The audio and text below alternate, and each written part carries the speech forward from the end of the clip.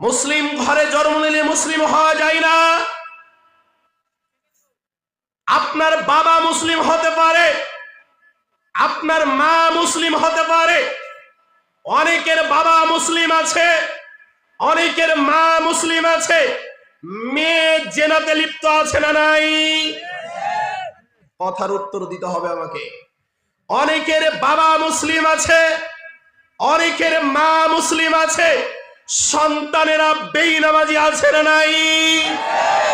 অনেকের মা মুসলিম আছে, অনেকের বাবা মুসলিম আছে, সন্তানেরা জুয়া খেলাতে লিপ্ত আছে না নাই?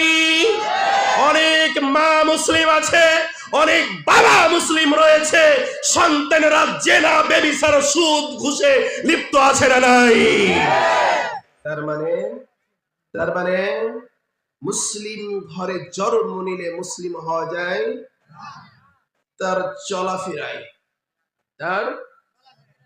তার উঠা বসায়, তার কথা বলা, তার চলাফেরা, তার লেবাস, চারিত্রিক সবকিছু, চারিত্রিক সবকিছু একজনের যখন পরিপূর্ণ থাকবে, সেই ব্যক্তি দাবি করতে পারবে আমি মুসলিম। আর মুসলিম ঘরে জন্ম নেওয়ার পর সালাত আদায় করে না, আল্লাহকে মানে না, সে কোনোদিন মুসলিম দাবি করতে পারে? আছে না নাই? কম না বেশি?